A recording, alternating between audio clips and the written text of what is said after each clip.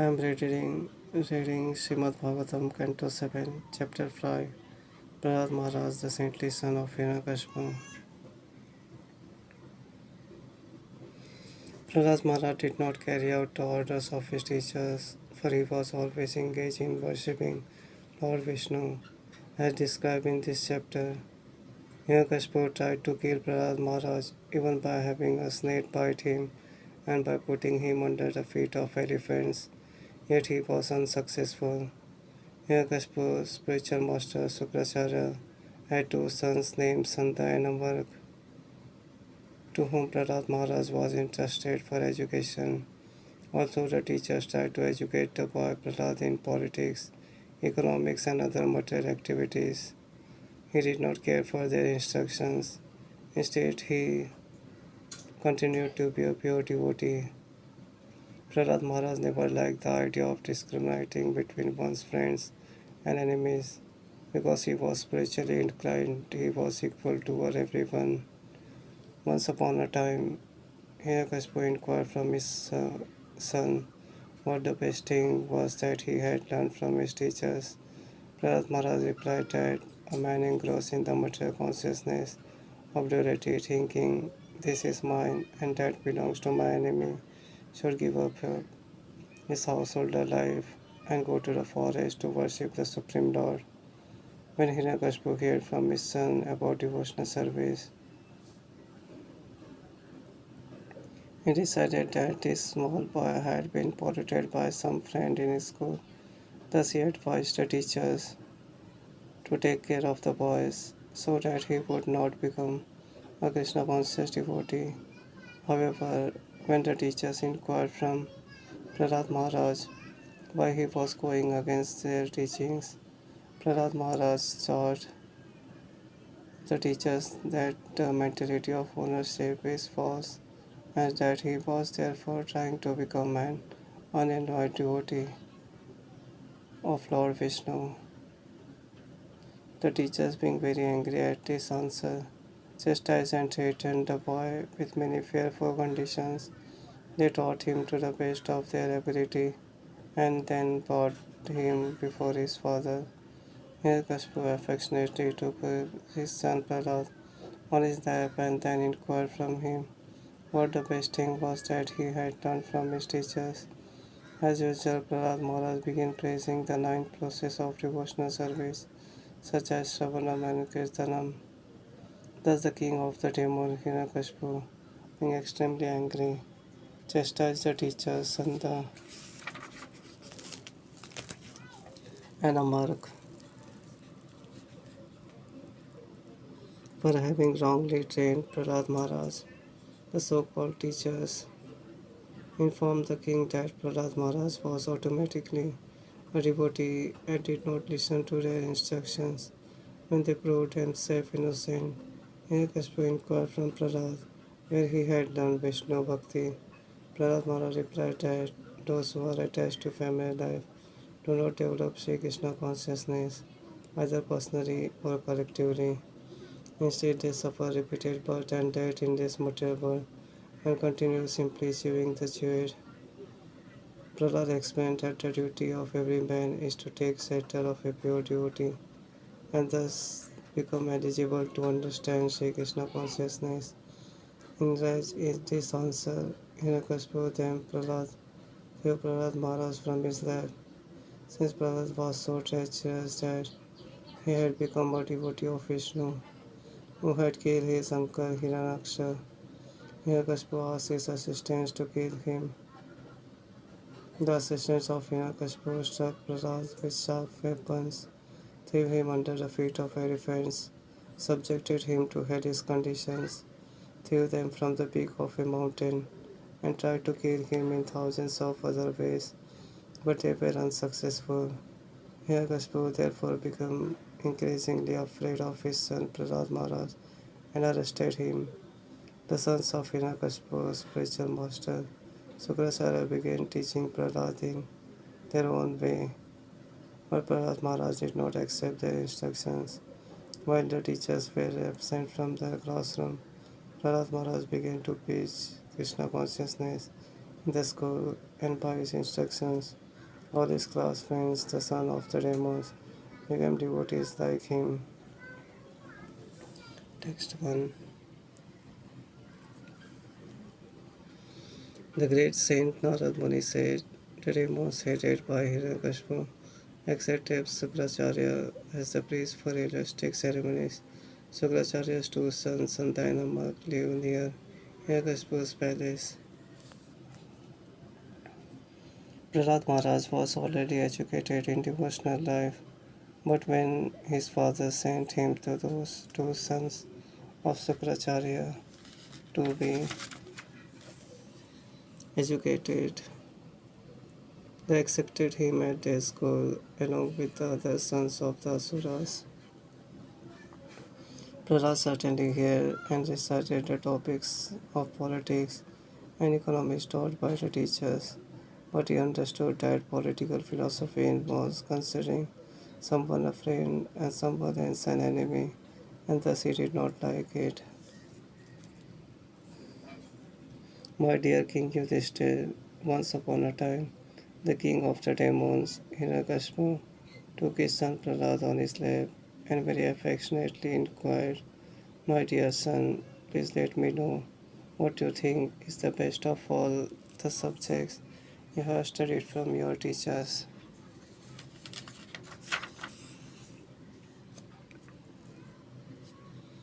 Prahlad Maharaj replied, O best of the Asuras, king of the demons, as far as I have learned from my spiritual master, any person who has accepted a temporary body and temporary household life is certainly impressed by energy because of having fallen in dark well where there is no water but only suffering. One should give up this position and go to the forest. One more clearly, one should go to the Vrindavan, where only Sri Krishna consciousness is prevalent, and should thus take shelter of the Supreme Personality of Godhead.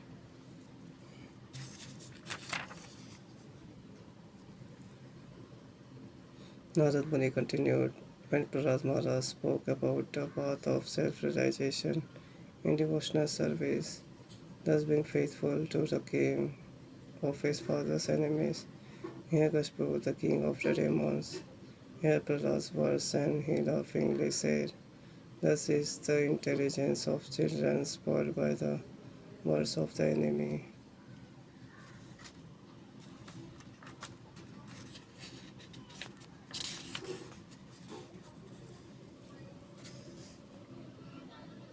Hiranyakashipu advised his assistants, my dear demons, you complete protection to this boy at the Gurukul when he is instructed, so that his intelligence will not be further influenced by Vaishnavas who may go there to disguise.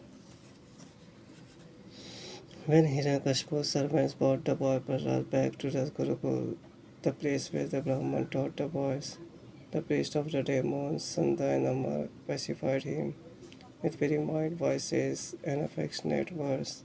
They inquired from him as follows.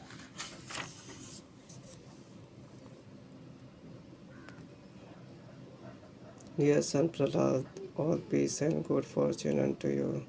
Kindly do not speak lies. Just reply with the truth. These boys you see are not like you, for they do not speak in a different way. How have you learned these instructions?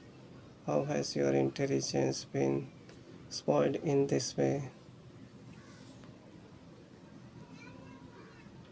O best of your family, has this pollution of your intelligence been brought about by you or by the enemies? We are all your teachers and are very eager to hear about this. Please tell us the truth. Prahlad Maharaj replied, let me offer my respectful obeisances unto the Supreme Personality of Godhead, whose external energy has created the restrictions of my friend and my enemy by diverting the intelligence of man. Indeed, I am now actually experiencing this, although I have previously heard of it from authoritative source.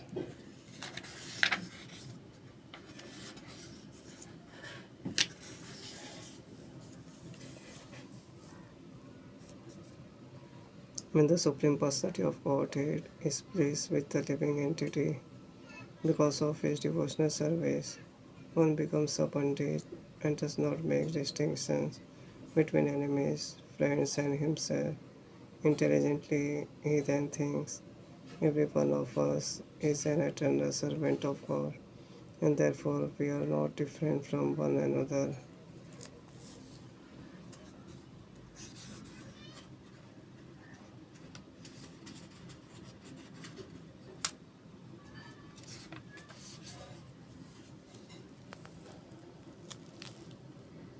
Persons who always think in terms of enemy and friend are unable to ascertain the supersoul within themselves.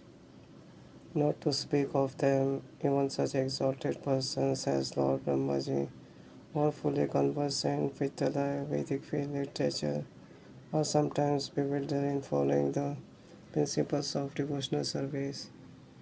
The same Supreme Personality of Godhead who has created this situation has certainly given me the intelligence to take the side of your so called enemy.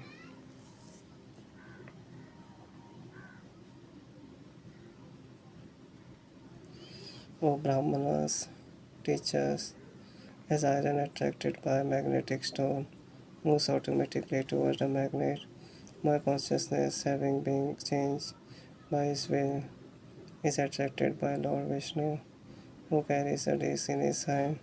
Thus, I have no independence.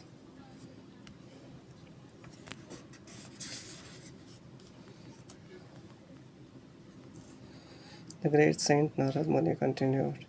The great soul Prahlad Maharaj became silent after saying this to his teachers, Sanjay and Amar, the seminal sons of Sukracharya.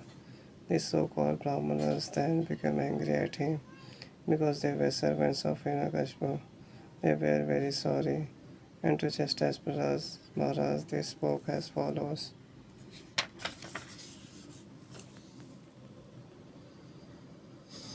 Oh, please bring me a stick. This Prahlad is damaging our name and fame. Because of his bad intelligence, he has become like a Cinder in the dynasty of the demons. Now he needs to be treated by the fourth of the four kinds of political diplomacy. This rascal Prahlad has appeared like a thorn tree in a forest of sandalwood. To cut down sandalwood trees, an axe is needed, and the wood of the thorn tree is very suitable for the handle of such an axe. Lord Vishnu is the axe for cutting the sandalwood forest of the family of demons, and this Prahlad is the handle of that axe. Sandana marked the teachers of Prahlad Maharaj, chastised and threatened their disciple in various ways and began teaching him about the paths of religion, economic development, and sense gratification. This is the way they educated him.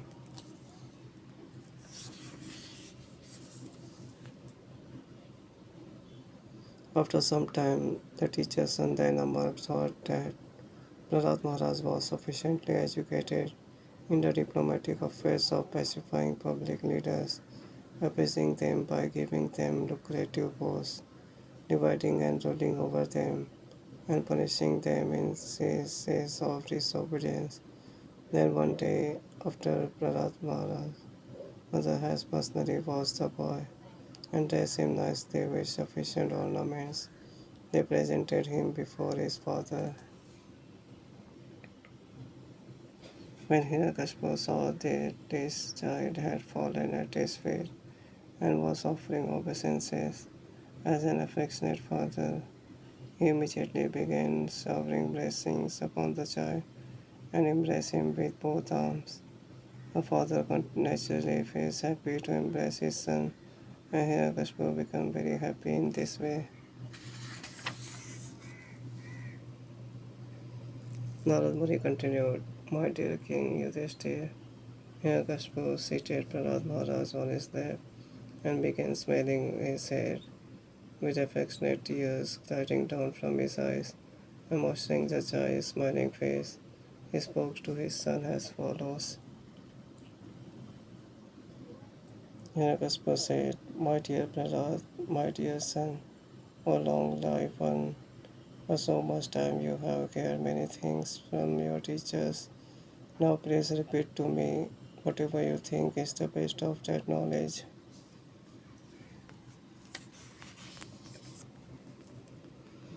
Prahlad Maharaj said, hearing and chanting about the transitional holy name, form qualities, paraphernalia, and pastimes of Lord Vishnu, remembering them, serving the lotus feet of the Lord, offering the Lord respectful worship with 16 types of paraphernalia, offering prayers to the Lord, becoming his servant, considering the Lord as one's best friend, and surrendering everything unto him. In other words, serving him with the body, mind, and words. These 9 processes are accepted as pure devotional service. One who has dedicated to his life to the service of Sri Krishna. So these 9 methods should be understood to be the most learned person, for he has acquired complete knowledge.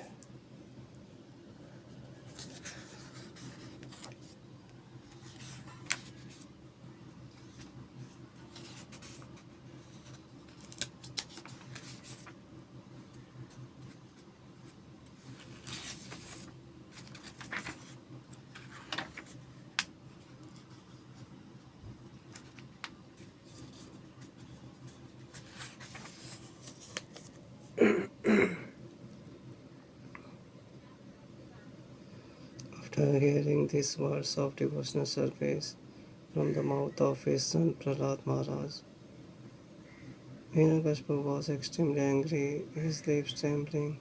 He spoke as follows to Sanda, the son of his Guru Sukracharya. O unqualified, most heinous son of a Brahman, you have disobeyed my order and taken shelter of the party of my enemies. You have taught this poor boy about devotional service. What is this nonsense? In due course of time, various types of diseases are manifest in those who are sinful.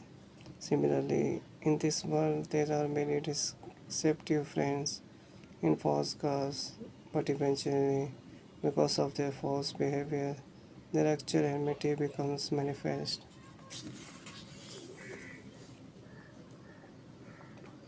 The son of Sukracharya, Hiranyakashipu's spiritual master, said, O enemy of King Indra, O king, whatever your son Prahlad has said was not taught to him by me or anyone else. His spontaneous devotional service has naturally developed in him. Therefore, please give up your anger and do not unnecessarily accuse us. It is not good to insult a Brahman in this way. Sri Narad Muni continued. When Hiranyakashipu received this reply from the teacher, he again addressed his son Prahlad. Hiranyakashipu said, You rascal, most fallen of your family, if you have not received this education from your teachers, where have you gotten it? Prahlad Maharaj replied, Because of their uncontrolled senses, persons too addicted to materialistic life make progress towards hellish conditions and repeatedly chew that which has already been chewed. Their inclinations towards Sri Krishna are never aroused, either by the instructions of others, by their own efforts, or by a combination of both.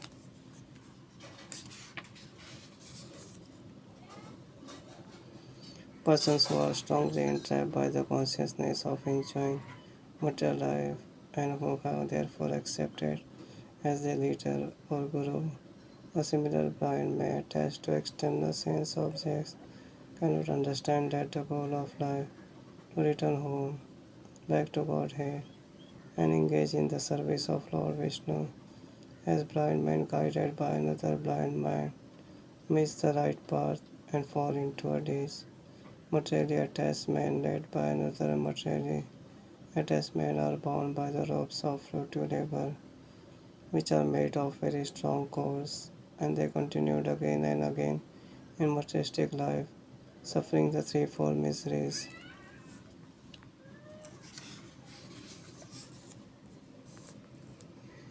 unless they smear upon their bodies the dust of the lotus feet of a Vaishnava, completely freed from material contamination. Persons very much inclined toward materialistic life cannot be attached to the lotus feet of the Lord, who is glorified for his uncommon activities. Only by becoming Sri Krishna consciousness and taking shelter at the lotus feet of the Lord. In this way can one be freed from material contamination.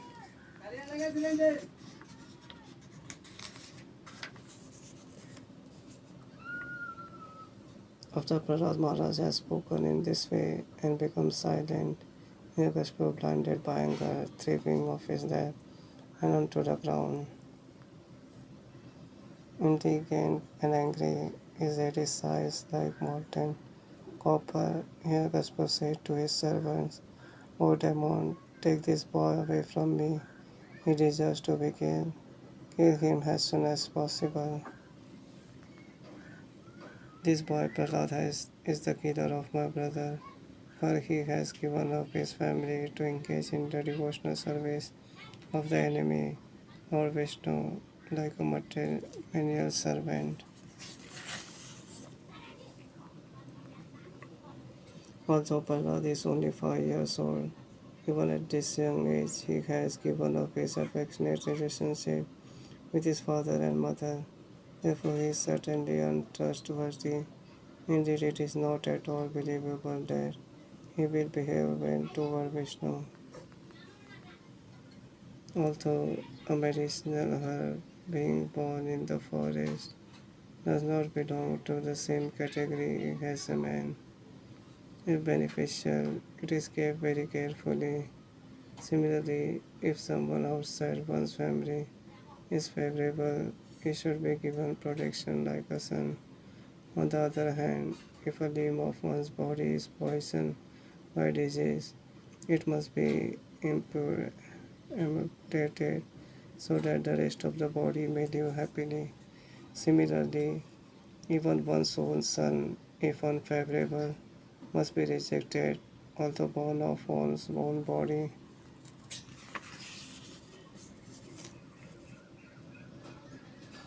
Just as uncontrolled senses are the enemies of all yogis engaging in advancing in spiritual life, this Prahlad, who appears to be a friend, is an enemy because I cannot control him. Therefore, this enemy, whether eating, sitting, or sleeping, must be killed by my all means. The demons, Rakshasans, the servants of Hiranyakashipu, thus began striking the tender parts of Prahlad Maharaj's body with their tridents. The demons all had fearful faces, sharp teeth and reddish, coppery beards and hair, and they appear extremely threatening, making a tumultuous sound, shouting, "Chop him up, pace him." They began striking Prahlad Maharaj, who sat silently meditating upon the Supreme Personality of Godhead. Even though a person who has no assets in past activities performs some good deed, it will have no result. Thus, the weapons of the demons had no tangible effects upon Prahlad Maharaj because he was a devotee, undisturbed by material conditions, and fully engaged in meditating upon and serving the Supreme Personality of Godhead, who is unchangeable, who cannot be realized by the material senses, and who is the soul of the entire universe. My dear King Yudhishthir, when all the attempts of the demons to kill Prahlad Maharaj were futile, the king of the demons, Hiranyakashipu, being most fearful, began contriving other means to kill him.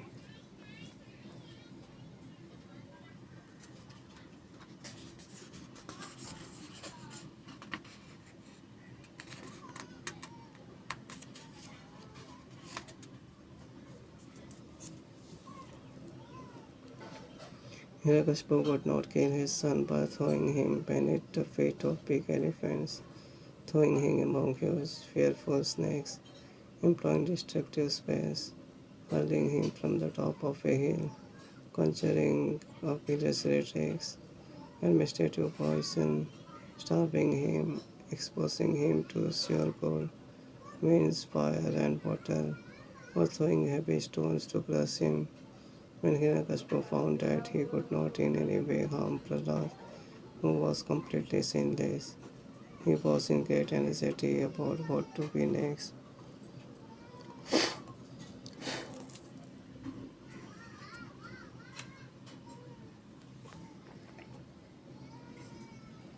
Although he is very near to me and is merely a child, he is situated in complete fearlessness. He resembles a dog's curtail, which can never be straightened, because he never forgets my misbehavior and his connection with his master, Lord Vishnu.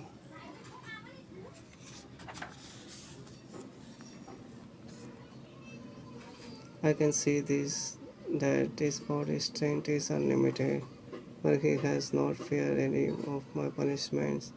He appears immortal, therefore, because of my enmity toward him, I shall die, or maybe this will not take place. Thinking in this way, the king of the Daityas morose and bereft of bodily luster remained silent with his face downward. Then Sanda and Amar, the two sons of Sukracharya, spoke to him in secret.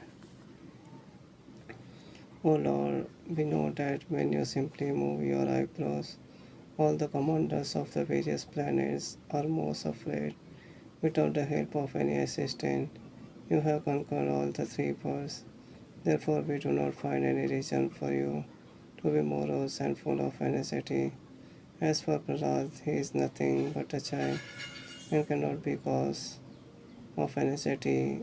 After all his bad or good qualities have no value.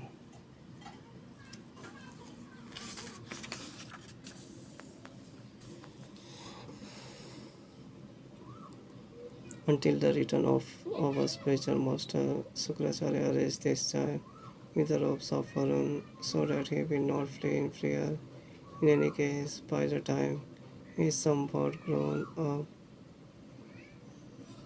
and has assimilated our instructions to serve our spiritual master, he will change in his intelligence. Thus, there need be no cause for anxiety. After hearing these instructions of Santa and Amar, the sons of his spiritual master, Hiranyakashipu agreed and requested them to instruct Prahlad in that system of occupational duty which is followed by royal householder families.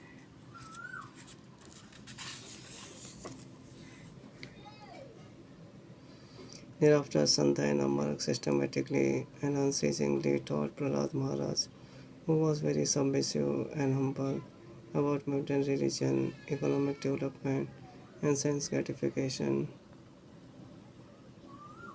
The teacher Santa and Amar instructed Prahlad Maharaj in the three kinds of material advancement called religion, economic development, and sense gratification. Prahlad, however, being situated above such instructions, did not like them, for such instructions are based on the duality of worldly affairs, which involve only a materialistic way of life, marked by birth, death, old age, and disease.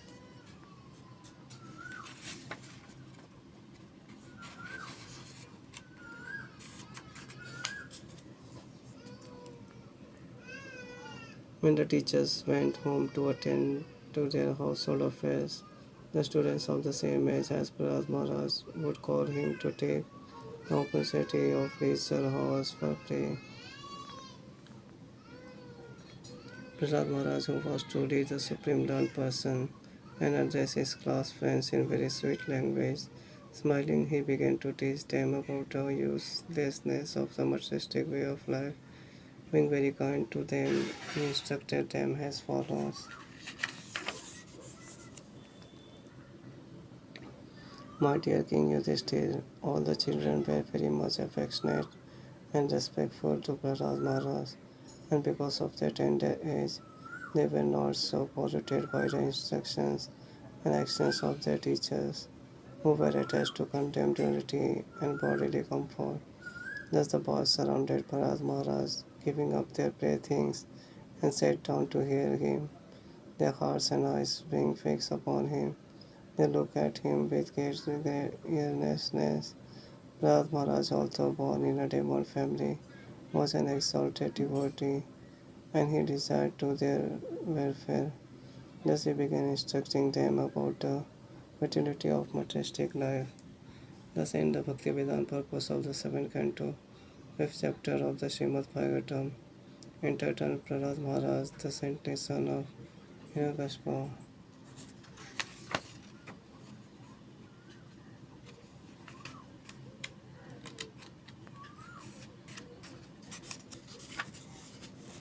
Chapter 6 Prahlad instructs his school demonic schoolmates.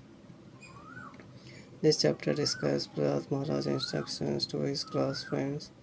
In speaking to his friends, who were all sons of demons, Prahlad Maharaj stated every living entity, especially in human society, must be interested in spiritual realization from the very beginning of life. When human beings are children, they should be taught that the Supreme Personality of Godhead is the worshipable deity for everyone. One should not be very much interested in material enjoyment. Instead, one should be satisfied with whatever material profits are easily obtainable. And because the duration of one's life is very short, one should utilize every moment for spiritual advancement. One may wrongly think in the beginning of our life, let us enjoy material facilities, and in old age we may become Sri Krishna conscious. Such materialistic thoughts are always useless, because in old age one cannot be trained in the spiritual way of life. Therefore, from the very beginning of life, one should engage in devotional service, Shabanam Kirtanam Vishnu. This is the duty of all living entities. Material education is infected by the three modes of nature, but spiritual education, for which there is great need in human society, is transcendental. Prahlad Maharaj disclosed the secret of how he had received instructions from Nanda Narad Muni. By accepting the lotus feet of Prahlad Maharaj, who is in the Parampara succession, one will be able to understand the mode of spiritual life. In accepting this mode of activity, there is no need for material qualifications. After Prahlad Maharaj's class friends had listened to Prahlad Maharaj, they inquired how he had become so learned and advanced. In this way, the chapter ends. Takes on. Prahlad Maharaj said, one who is sufficiently intelligent should use the human form of body from the very beginning of life. In other words, from the tender age of childhood to practice the activities of devotional service, giving up all other engagements. The human body is most rarely achieved and also temporary like other bodies.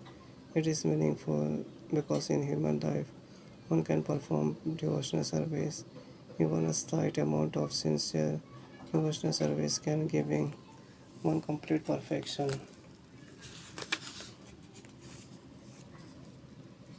The human form of life affords one a chance to return home, back to Godhead. Therefore, every living entity, especially in the human form of life, must engage in devotional service to the lotus feet of Lord Vishnu. This devotional service is natural because Lord Vishnu, the Supreme Personality of Godhead, is the most beloved, the master of the soul, and the well-wisher of all other living beings. Prahlad Maharaj continued, my dear friend, born of demonic families, the happiness pursued with reference to the sense objects by contact with the body can be obtained in any form of life, according to one's past future activities. Such happiness is automatically obtained without endeavor, just as we obtain this test.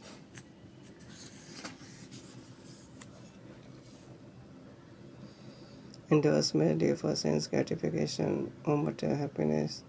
So economic development are not to be performed, but they result only in the loss of time and energy with no actual profit. If one's endeavors are directed towards Sri Krishna consciousness, one can surely attain the spiritual platform of self realization. There is no such benefit from engaging oneself in economic development. Therefore, while in material existence, one must a person fully competent to distinguish wrong from right must endeavor to achieve the highest goal of life as long as the body is stout and strong and is not impressed by dwindling.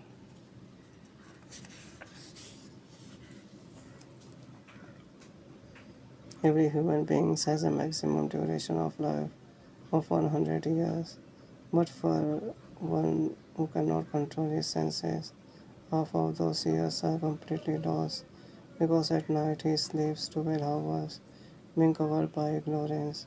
Therefore, such a person has a lifetime of only 50 years.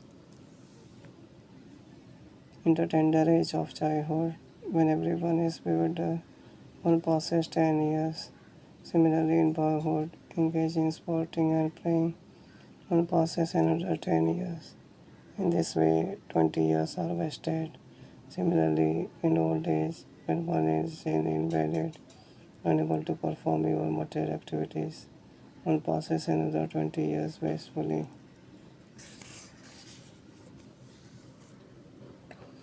One whose minds and senses are uncontrolled becomes increasingly attached to family life because of insatiable lusty desire and very strong illusion. In such a madman's life, the remaining years are also wasted because during those years he cannot engage himself in devotional service. What person to attach to household life due to being alone, but to control his senses, can liberate himself. An attached householder is bound very strongly by ropes of affection for his family, wife, children, and other relatives.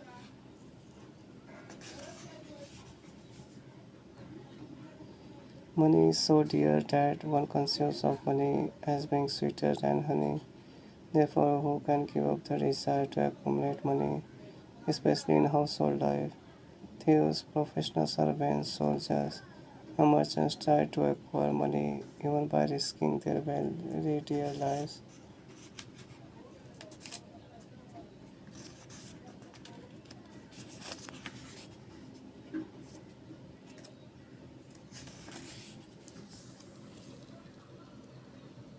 How can a person who is most affectionate to his family, the core of his heart, being always filled with their pictures, give up their association?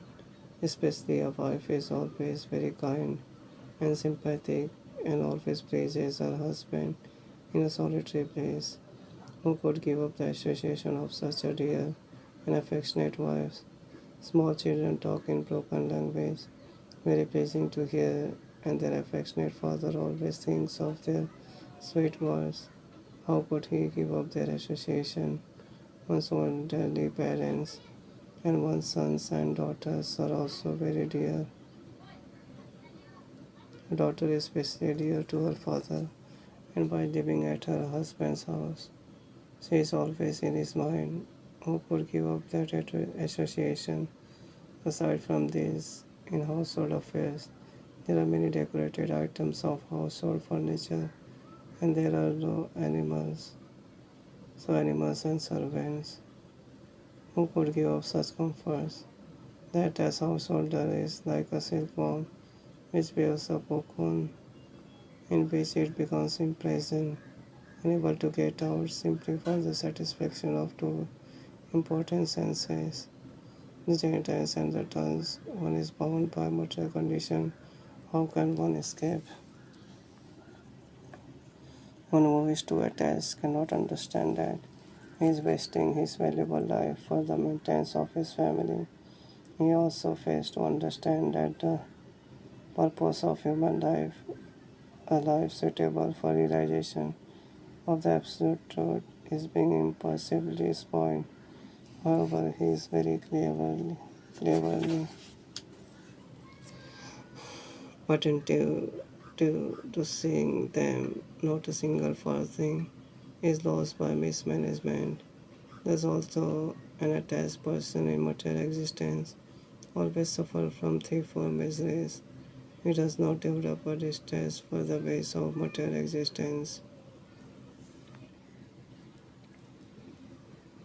If a person too attached to the duties of family maintains is unable to control his senses, the core of his heart is immersed in how to accumulate money, although he knows that one who takes the faith of others will be punished by the law of the government and by the laws of Yabraj after death.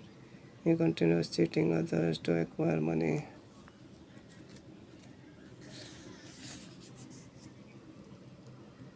O my friends, sons of demons, in this material world, even those who are apparently advanced in education have the propensity to consider this is mine and that is for others.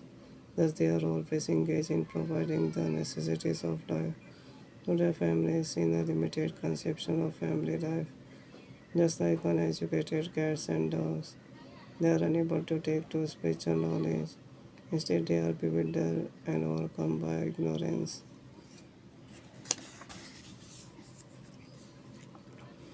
My dear friends, O son of the demons, it is certain that no one bereft of knowledge of the Supreme Personality of Godhead has been able to liberate himself from material bondage at any time or in any country.